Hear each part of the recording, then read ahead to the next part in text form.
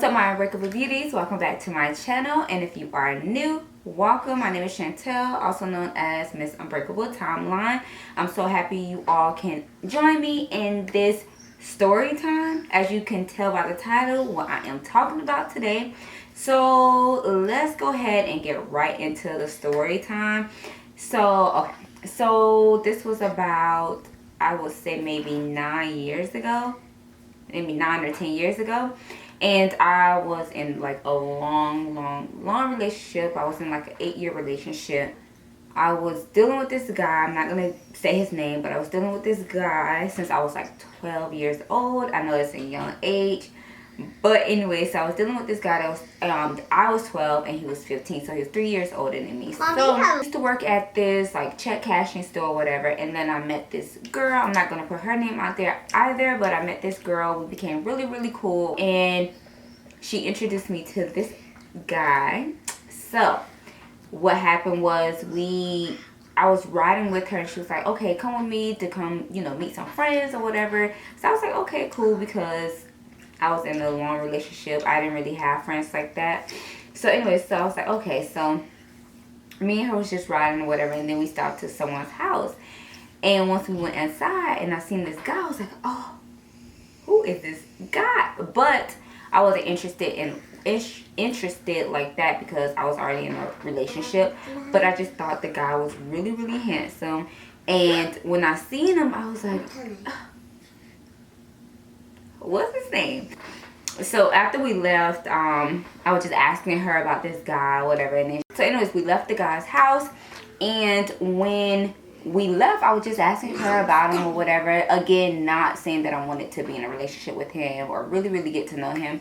But anyway, so she was like, oh, you don't want to get to know him because, not know him, but you don't want to date him because he, have a lot of women, I was like, I don't want to get to know him like that. I just thought he was very cute and I just wanted to know a little bit more about him.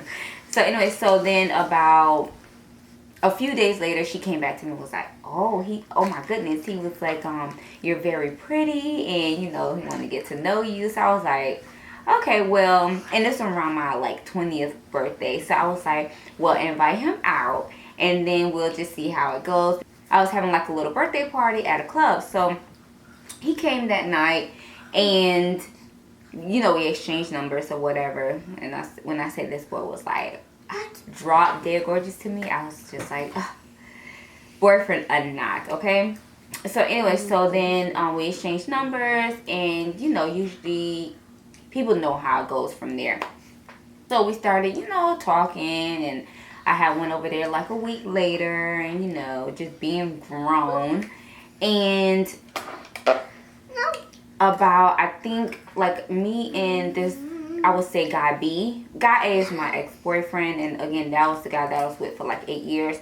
Guy B is the guy that I just met. So after like maybe a month or two of being like, not being with, but just, talking to guy B, I had came home really late one night from, I believe, the club. Or maybe my ex-boyfriend, which is guy A, had came from the club. I can't really remember how it went because it's been so long ago. But he came home, and this is when me and guy A used to stay together. So he came home, and my phone, I never even had like a lock on my phone. So my phone, you can just pick it up and see everything on there. So guy A came home really late. I was probably half asleep. And he came and picked up my phone. And I don't know, I guess something in his head was just like, something's not right. That I was with him for 8 years. So he knew like my every movement, everything. So anyways, so he picked up my phone and he seen some like very disturbing text messages between me and the girl that I met at my old job. Again, because we was becoming really close, and she was introducing me to a lot of people, and again, she introduced me to this guy B that I really was into. So in those text messages, he seen like things that he shouldn't have seen, and so he flipped. Okay, so once he flipped, I thought like my life was over that night / morning, because it had to be like 2 o'clock in the morning. Now everything that I was about to tell you guys happened from like 2 a.m. all the way up until about 9 a.m. Okay? So, of course, me and Gabi were intimate or whatever. So, this whole time. So, pretty much I was like cheating on guy A. Okay? So, the text messages that he seen, I'm not going to say what the text messages was about. But the text messages that he seen was very, very, very disturbing. And since like I got up out of my bed and he was really, really angry, and he was kind of like tipsy or whatever, so the anger for him were a lot more intense. So we just like kept going back and forth. He just wanted me to tell him the truth, like really what was going on, even though in the text messages he seen what the truth was, but he wanted to hear it from my mouth. So this whole time trying to explain, and then like that night just went really, really crazy. I seriously thought like my life was over. And pretty much it was like, again, I'm not going to go through like exactly what happened that early morning no, I'm not really going to go into what happened that early morning because it's just too intense. But one part was, it was like almost close to being like, maybe it had to be like between 6 a.m. to 8 a.m. And guy A, which was my ex, he went in the kitchen, grabbed a knife, and like literally, I did not think this guy was this strong, but he literally like picked me up by my neck on the wall and then had, you know, the weapon in his hand. So this whole time, like, Lord, please, please, please, please, please just save me. Please just save me. I swear I won't do this ever again. So anyway, so you know when you're in that situation, you be like, please, Lord, please, I swear I will never do this again. Knowing that you just thinking you want to get out of this situation. So anyways, like I said, so he had the weapon in his hand and he had me up on the wall, like, by my neck. And like he still was like pretty much, you better tell me something because I know So after that, something happened to where it was like he wanted me to show him that I was more into him than I were into guy B.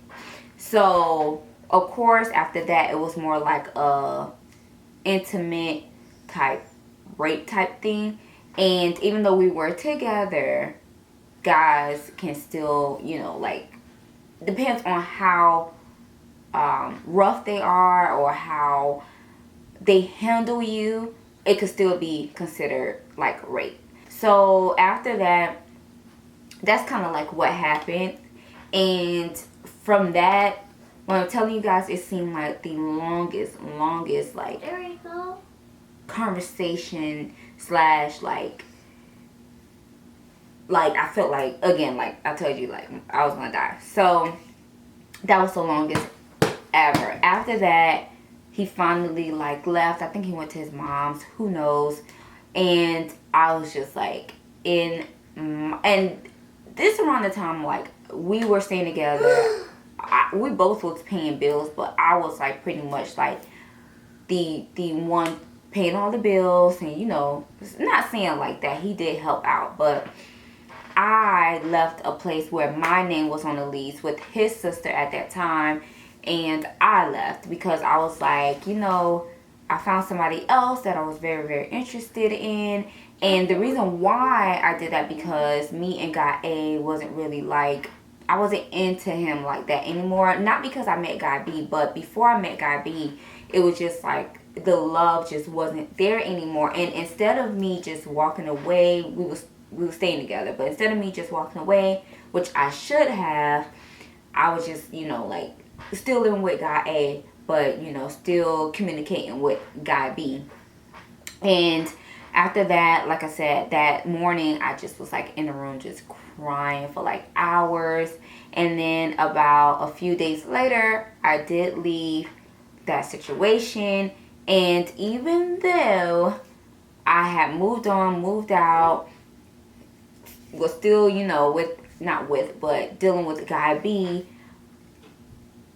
I was still kind of like with guy A. Well, that was because that was my ex for so long, and I was, you know, really, really in love with him. He was a great guy, never cheated or anything like that. But I just felt like, you know, guy B were more my thing at that time. So I moved out, and I grabbed like all my belongings. So while his sister and him was still living in a place, I moved out because I just didn't want like that to happen again, knowing that me and guy A wasn't really, you know, into each other like that. Of course, we were deeply in love, but after a while that love just faded, and like we wasn't really going out, you know. We were just home all the time, just paying bills. I'm only 20, was with this guy since I was 12, and it was just like it wasn't fun. We like I said, we didn't go out or anything like that. We didn't go to any clubs, and he didn't want to go into any clubs or really do much because he always felt like guys was trying to holler at me. Like, okay, so what? Guys are everywhere, and some guys are very, very disrespectful, but that shouldn't stop you from going out with me. So anyways, so it just wasn't there. But even though after that situation happened, me and guy A did have a talk, and he was just like, you know, he still wanted to be with me. He wanted to marry me. But at that time, I was just like, I'm just not in love with you anymore. And it was just because, you know, I found something more exciting, something more, you know, fun to be around, and me and that guy B had more of a connection. That was like I said, about 19 years ago, which was forever ago. I'm kind of happy that I got out of that situation, because when you do get a guy to that point, you never know what is really going through their mind or what they're going to do.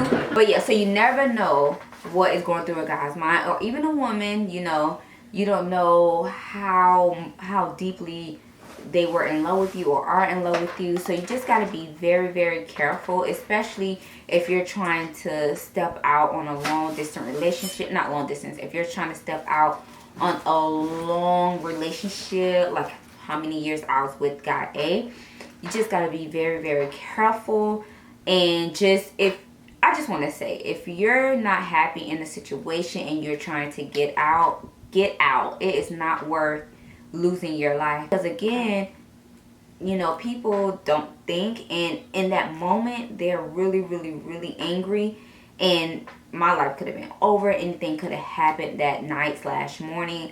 And yeah, so I want to say, if you guys not happy in a certain situation, please get out of that situation. Don't stay in the situation because you're either living with the person and, you know, this person is helping you pay bills or whatever. You can always leave a situation before the situation gets very dangerous. So that is my story time, and I just want to let a lot of women, a lot of young girls out there also know, like I said before, if you're not happy in a relationship or situation, don't go out and cheating on the guy or the girl. Just get out of that situation if you can, and if the guy or girl is not crazy enough to come, you know, for revenge or whatever, because you're trying to get out of that situation.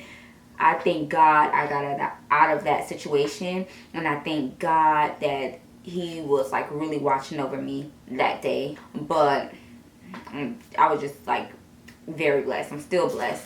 But yeah, so that is my story time. I hope you all really enjoyed. It wasn't too long, but I just wanted to kind of let you guys know how I almost lost my life, and that's by, you know, cheating on guy A with guy B. Not the way to go.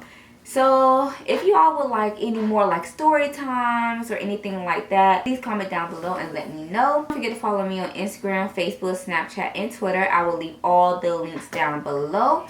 And until next time, I will see you all in my next video. Bye.